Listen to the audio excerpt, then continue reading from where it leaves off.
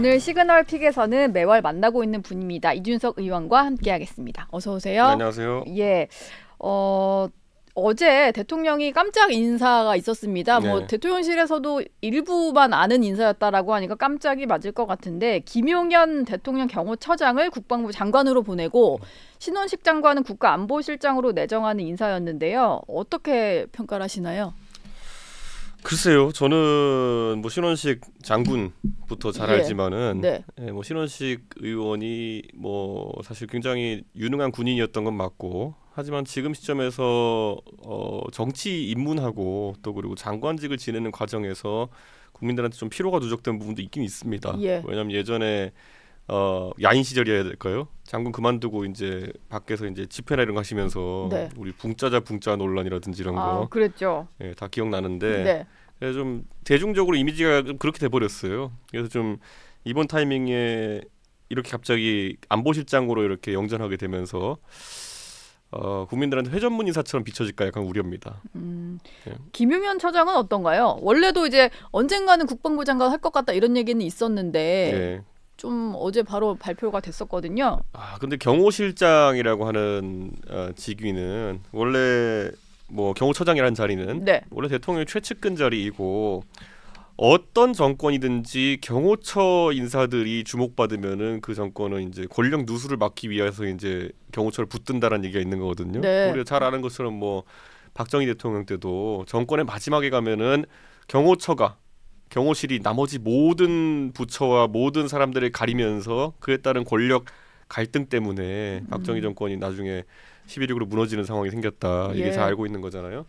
저는 이번에 김용현 경호처장 대통령이 최신임하는 인사 중에 하나라는 건 다 익히 알고 있었지만은 이렇게 갑자기 영전시킬 줄 몰랐습니다. 또. 예. 좀 갑작스러웠다. 근데 이분 같은 경우는 최상병 수사 외압 의혹에서 네. 이게 뭐 운영위에서 한창 논란됐던 800 7070 그 네. 내선 번호의 어떤 당사자로 지목되기도 한 인물인데요. 청문회를 거쳐야 되다 보니까 상당한 진통이 예상되거든요. 그렇죠. 그 800 7070은 결국에는 법원에서 이제 그 통신 기록 조회까지 이제 허용한 상황이거든요. 예. 그 공수처각을 신청해가지고 처음엔 안 받아줬는데 범위를 좁혀가지고 이제 3개월치 정도 들여다보게 된 건데, 그게 과연 김용현 처장의 번호인지 아니면 다른 사람 대통령의 번호인지에 대해 가지고는 이제 곧 밝혀지겠죠. 그런데 그런 게 아마 전국에 폭탄이 될 수 있다 이런 생각을 합니다. 이게 뭐 이 내선 번호뿐만이 아니고 여러 가지 이제 경호하는 과정에서 벌어졌던 논란, 뭐 익히 알고 있는 그 카이스트 이틀막 사건이라든지 그런 것도 좀 논란이 될 것 같기는 한데 좀 어떻게 전망하십니까? 일단 이게 그냥 쉽게 넘겨줄 것 같진 않아요, 민주당에서는. 자, 근데 또 생각해 보면요, 지금 이렇게 안보 라인을 교체하는 걸 두고 그러면은 어떤 이유 때문일까? 예. 윤석열 대통령이 보통 인사를 이렇게 갑자기 바꿔버릴 때 보면은 뭐 시킨 거 말 안 들어서 하는 경우도 있거든요. 혹시 그런 건 아닌가 사람들이 우려하는 거죠. 지금까지 외교안보실장 맡았던 게 상대적으로 외교 중심으로 풀어나간 조태용 안보실장이었다고 한다면은 군인 출신으로 이제 다 바뀐다는 거죠. 예. 예, 그런다고 했을 때 이게 혹시 다른 국회 정세에 대한 의미가 있는 게 아닐까 이런 것들을 많이 우려하는 거죠. 저는 네. 뭐 조태용 의원님도 잘 알고 조태용 안보실장도 잘 알고 신원식 장관도 잘 알지만은 이 두 분의 성격이 같을 거라 보진 않거든요. 지금 사실 장호진 지금은 안보특보가 됐는데 장호진 전 안보실장 같은 경우도 임명된 지가 7개월 정도였다 보니까 근데 지금 보면은 뭐 국방도 사실 이제 안보 현안이 좀 위중한 상황이기는 한데 미국은 또 대선이 있잖아요. 저는 그게 걱정인 것이 사실 윤석열 대통령께서 사실 지금 내치에 있어가지고 굉장히 성과가 안 나는 상황입니다.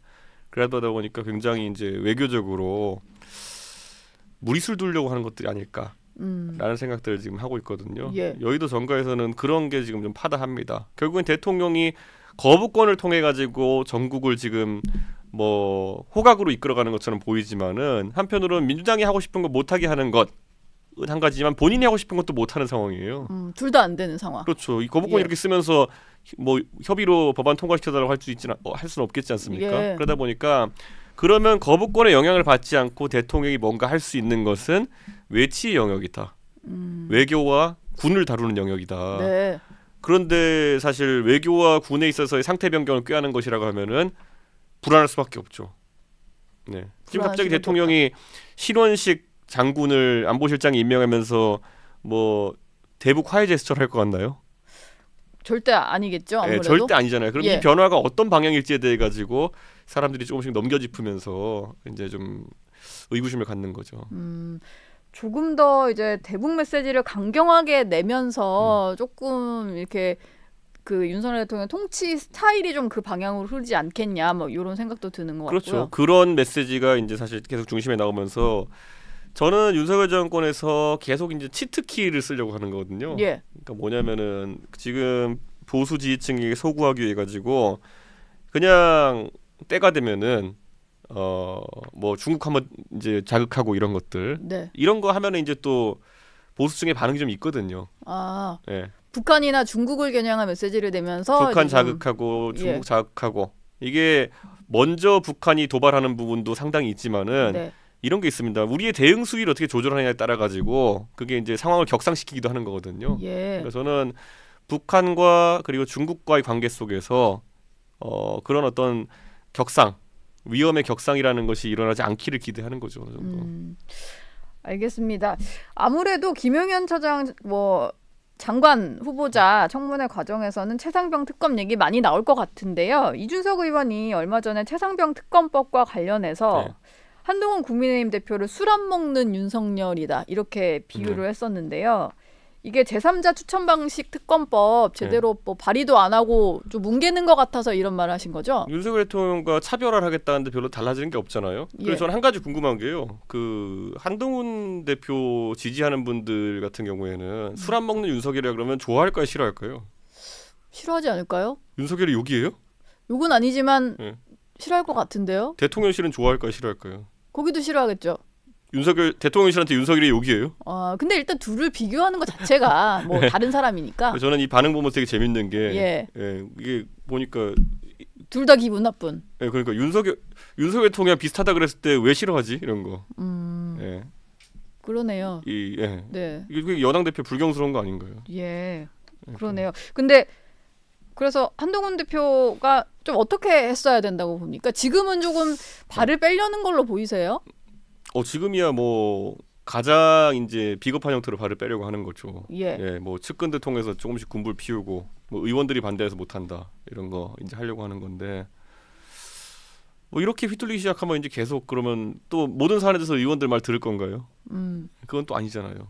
근데 뭐 그래서 선택적으로 이제 선택적으로 이제 반응하려고 할 거다. 선택적으로 반응. 이제 피해갈 때는 의원 탓하고. 자기 하고 싶은 거 할 때는 또 의원 욕하면서 가고 뭐 이렇게 하지 않을까 싶습니다. 근데 이준석 의원도 대표를 그쪽 당에서 해보셔서 알지만 이게 또 의원들 생각을 아예 무시하고 추진할 수도 없는 노릇이고 또 원내대표다 보니까 본인이 발의할 수도 없는 거잖아요. 지금 한동훈 대표가 선거가 없어가지고 민감도가 떨어진지 모르겠는데요. 선거가 있다고 생각하고 모든 일을 해야 되는 겁니다. 지금 그렇게 여유가 있지 않을 거예요. 지금 저는 그래서 좀 안타까운 게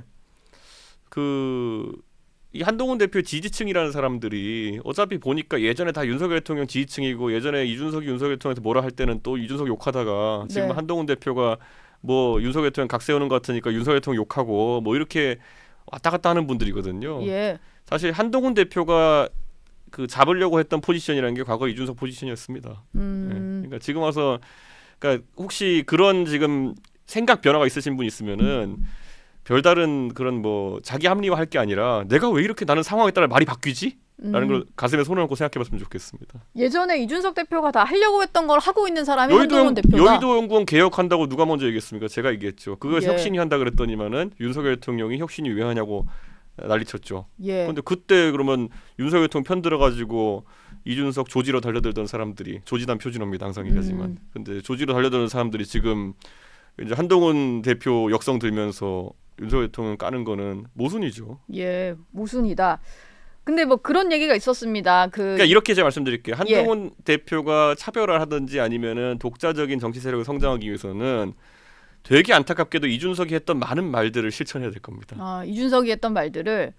근데 사실 이준석 대표는 그 당시에 좀 제대로 실현하지 못한 채로 또 너무 집권 초기였다 보니까 당도 많이 뭉쳐 있었고 친윤 쪽으로 그런 상황인데 지금 이제 그 한동훈 대표가 처한 상황은 좀 다르잖아요.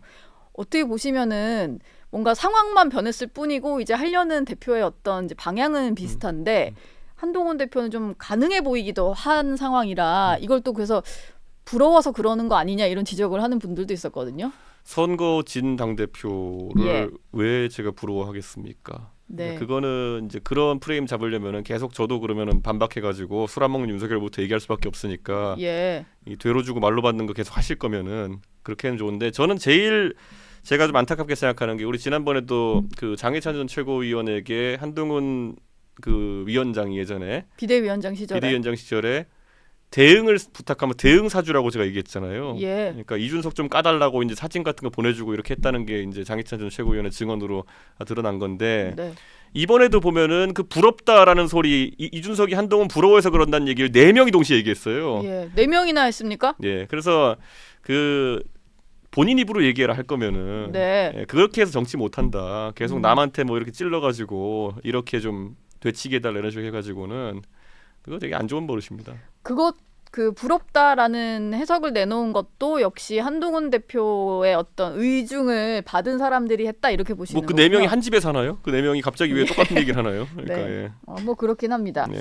김용태 의원이요 얼마 전에 여기 나와서 그 뭐 부럽다라는 논쟁이 벌어진 것과 관련해서 그 이준석 의원이 한동훈 대표에 대해서 여러 가지 얘기를 하는 것들은 이게 아무래도 두 사람이 대권 경쟁자이기 때문이다라고 얘기를 하면서 한동훈 대표는 차기고 이준석 의원은 차차기 정도로 얘기를 했습니다. 이게 또 여러 가지 좀 해석을 낳고 있는데 그 해석에 대해서는 좀 어떻게 보셨어요? 뭐 김용태 의원이 저도 뭐 거의 한 매일 얘기를 하지만은 이게 이준석 얘기해가지고 자꾸 뭐 기사 나는 거 즐기는 그런 상황이 돼버린 것 같은데 그거 뭐 제가 뭐 형된 입장에서 그런 거 하겠다는데 제가 뭐 뭐라고 하진 않겠지만은 그거 이제 아마 그 얘기 반복하는 것도 한계가 올 겁니다. 그거.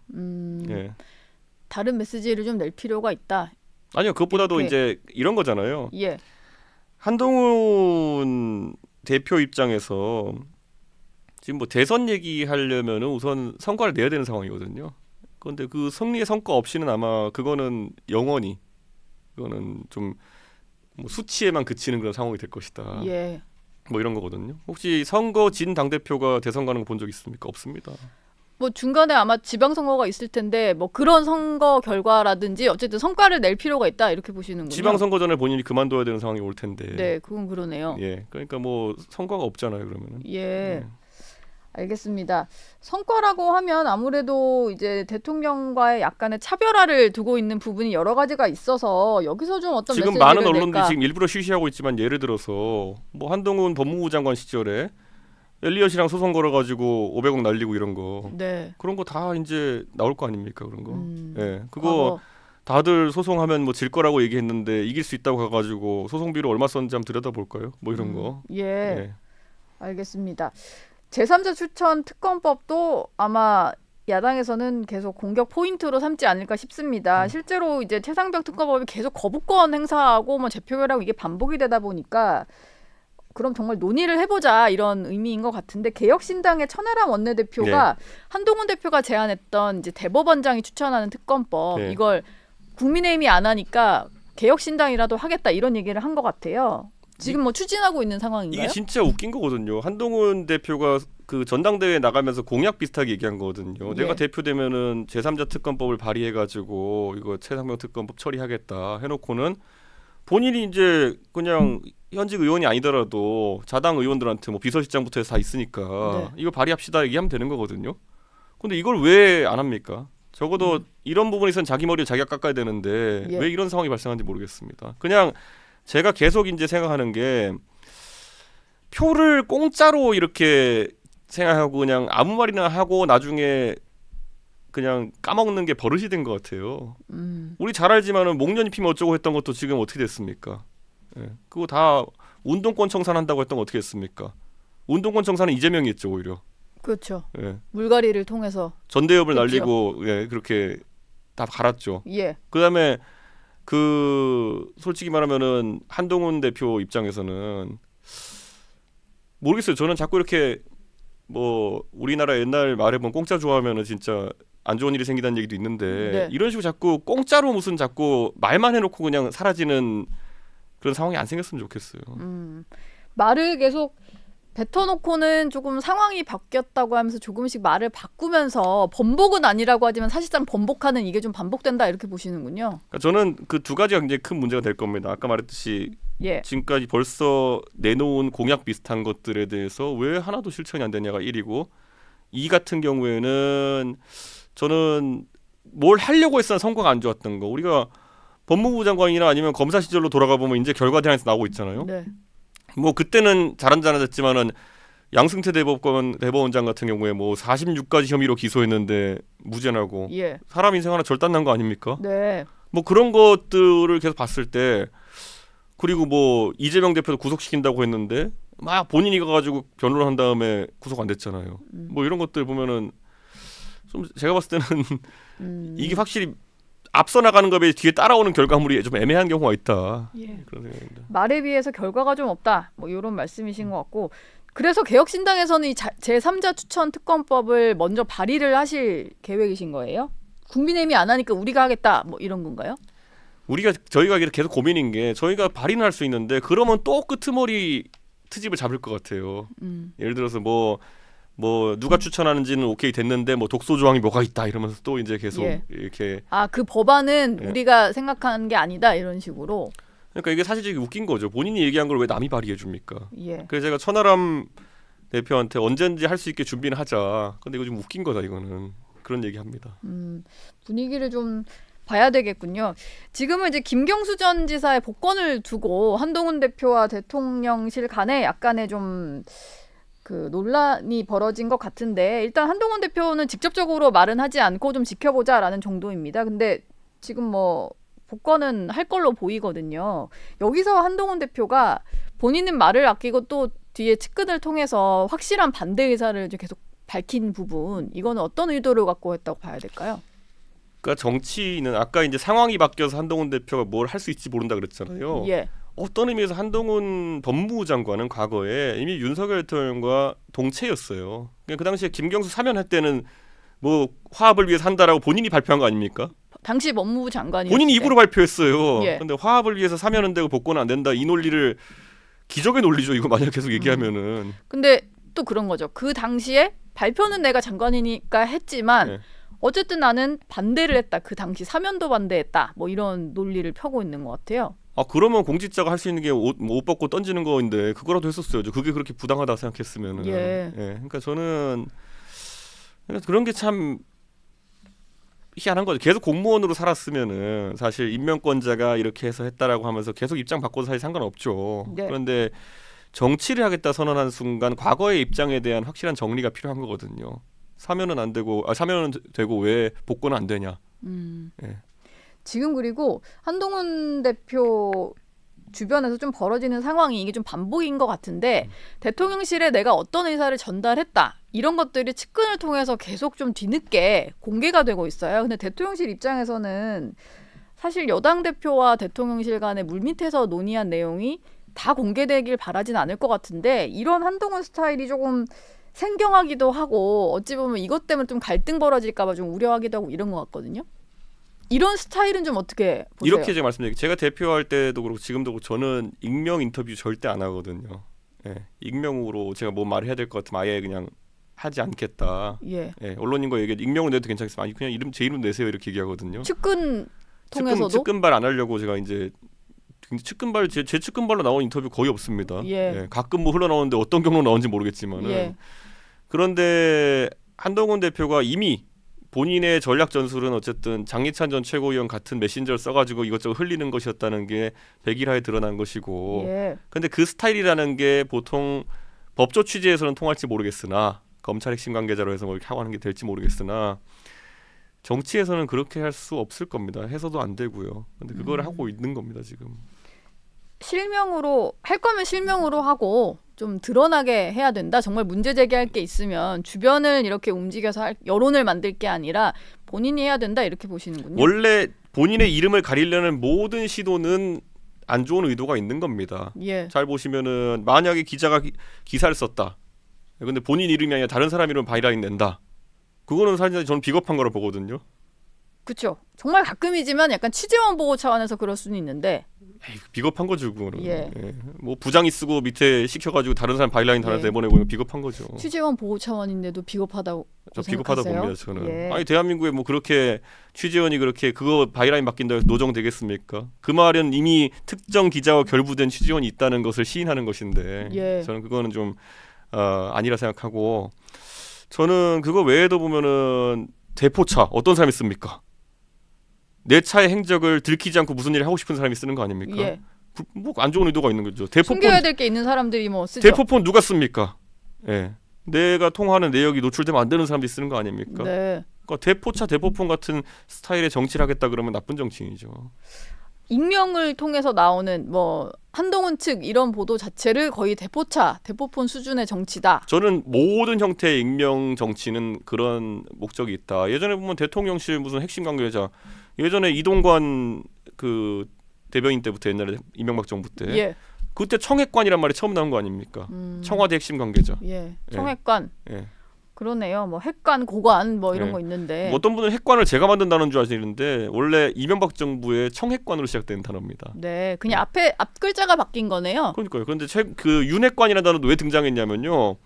당 대표를 까는데 전부 다 대포차 대포폰 같이 윤석열 측 핵심 관계자라고 해가지고 당 대표 까는 멘트를 내니까 그게 당에 도움이 되는 멘트였습니까? 다 백해 무익한 것들이니까 그렇게 익명으로 하는 거죠. 예. 알겠습니다. 저희가 좀 그 얘기를 해봐야 될 이슈가 많아서 좀 넘겨보면 광복회와 지금 독립기념관장 두고 좀 시끄러운 것 같은데 이종찬 광복회장 같은 경우에는 김영석 독립기념관장의 어떤 취임에 반발을 하면서 광복절 경축식에 불참하겠다 뭐 이렇게 얘기를 하고 있는데 개혁신당은 좀 이 불참하겠다는 것 자체에도 좀 부정적이신 것 같아요. 좀 어떤 입장이신가요? 우선 뭐 개혁신당보다 중요한 거는 전 예를 들어 뭐 국회의장만 하더라도 예를 들어 우원식 의장님만 하더라도 가실 것이냐. 국회를 대표해서 가시는 건데 제가 표현이 좀 이상할지 모르겠습니다만은 독립기념관장이 만약 이상한 분이라 하더라도 그분 때문에 국회의장이 안 가는 건 뭔가 본말이 전도된 거 아니냐. 네. 그런 생각이 드는 거죠. 예. 훨씬 더 의전설도 높으시고 그리고 국회를 대표하는 분인데 그분이 어떤 독립기념관장 하나 때문에 안 가게 되면은 그게 국회 건의에 어떤 영향이 있을 거냐. 그래서 국회의장실도 고민이 많은 걸 알고 있어요. 예. 마찬가지로 개혁신당도 그 고민인 겁니다. 김영석이라는 사람이 뭐길래? 예. 사실 저는 문재인 정부 시절에도 보면은 제가 뭐 보훈 관련 임명되신 분들 중에서 마음에 안 드는 분 없었겠습니까? 그건 저는 다 갔거든요. 예. 예. 근데 그런 식으로 이제 하나씩 이걸 정쟁화하는 상황이 오게 되면은 되게 매번 어디 참석 불참이 어떤 정치적 의미로 바뀌게 되는 거거든요. 네. 저는 이번 건에 있어가지고는 대통령이 빨리 이거는 광복회장 이종찬 회장과 그리고 국회의장 우원식 의장과 긴밀한 소통을 통해 가지고 직접 풀어내야 된다. 이게 다 어디서부터 온 거냐면요. 예. 그 이종찬 회장님이 원래 윤석열 대통령한테 그렇게 비우호적인 분이 아니었어요. 원래는 뭐 시국선언 주도하시고 가장 먼저 지지하셨던 분 아닌가요? 그러니까 원래 아들 되시는 그 이철우 교수님이 윤석열 대통령과 붕우라고 이제 소문나기도 했고, 네. 그래가지고 되게 우호적인 원로로서 지원해 주시던 분이거든요. 근데 네. 이상하다 했던 부분이 홍범도 흉상 이전이거든요. 아, 이분이 홍범도 기념사업회 초대 이사장이시고 또 보니까 우원식 국회의장이 두 번째 이사장이시고 우원식 의장님이 두 번째 이사장이세요. 그러니까 이분들 입장에서는 뭐 우원식 의장님이 그렇다 쳐도 이종찬 회장님 입장에서는 이거 진짜 내가 망신스럽다 이런 생각하시는 거예요. 예. 예. 내가 이 대통령 만드는 거에 그래도 멘토 역할 비슷하게 했는데 어떻게 내가 홍범도 이사장 그 하는데 나를 이렇게 뒤통칠 수 있냐. 저는 이런 것들을 허심탄회하게 풀어야죠. 예.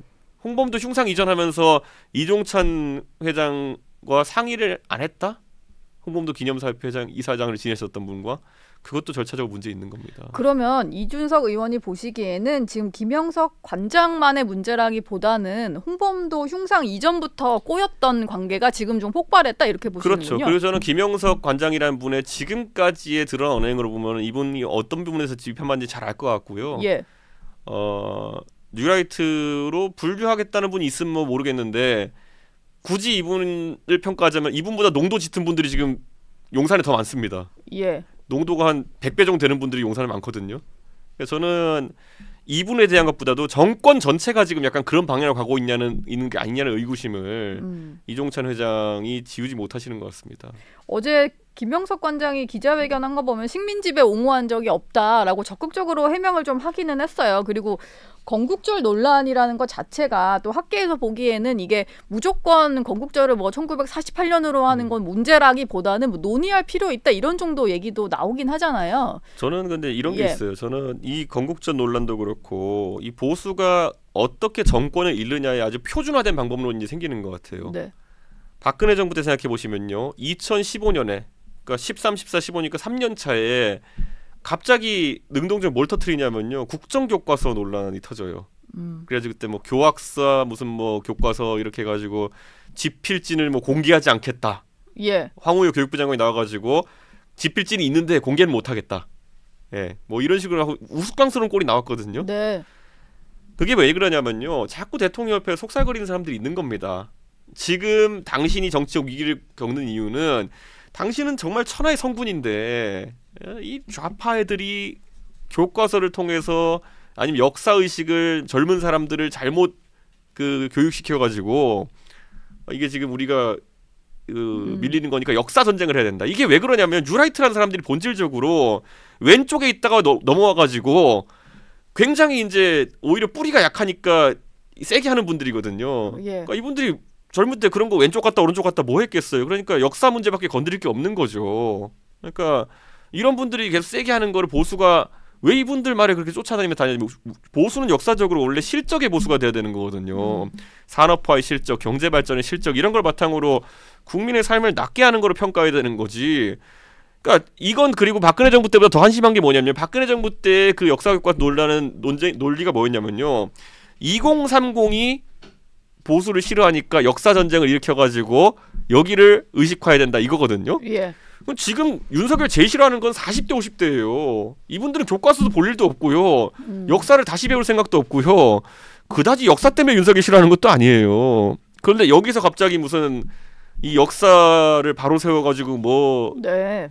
젊은 사람을 교정하겠다. 예. 40대 50대라고요 지금. 그 윤석열 제일 싫어하는 사람들은. 뭔가 포인트도 좀 엇나갔고 좀 철진한 이념 공방 같기도 하고 뭐 그런 상황이네요. 그러니까 뉴라이트도 이제 50대 60대 되면서 그 한 30년 동안 그것만 팔아먹고 왔으니까 예.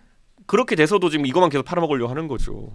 어쨌든 개혁신당에서 보기에는 네. 이거를 가지고 광복절 경축식을 뭐 따로 하겠다, 안 가겠다라고 하는 민주당 주장은 그것도 문제다. 이렇게 저는 보시는 지금 거죠? 제 거 입장권을 받아놨거든요. 예. 그 정부 행사. 네. 제가 그래서 어제 페이스북에 썼지 14일까지 정부가 어떻게 하는지 보려고요. 네. 어떻게 이 논란을 풀어내는지. 아니 광복절인데 광복회장님이 안 오시는 게 말이 됩니까? 이거는 대통령께서 광복회장이 안 오시면은 무조건 대통령이 면이 상하는 거라 보셔야 되는 거예요. 네. 이런 일이 없었어요 지금까지. 예. 그러면 대통령이 수단과 방법을 가리지 않고 원래 본인을 좋아하셨던 분이니까 이종찬 회장님은 원래 당신을 지지하던 분이니까 그거는 상대적으로 풀기 쉬운 오해입니다. 네. 지금 이종찬 회장님이 윤석열이라는 사람에 대해 실망한 거지 처음부터 윤석열이랑 난 불공대천이야 이런 분이 아니에요. 그러니까 저는 이거를 뭐 친한 친구인 뭐 이철호 교수를 통해서든지 어떻게든 풀어내야 되는 것이 대통령의 숙명입니다. 이 집안이 어떤 집안입니까? 이회영 집안 아닙니까? 그쵸. 이 집안이 배척하는 상황 속에서 어떻게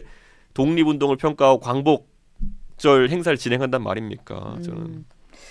오늘이 벌써 13일이니까 네. 며칠 안 남아서 이게 좀 해소가 되긴 해야 될 것 같아요. 네.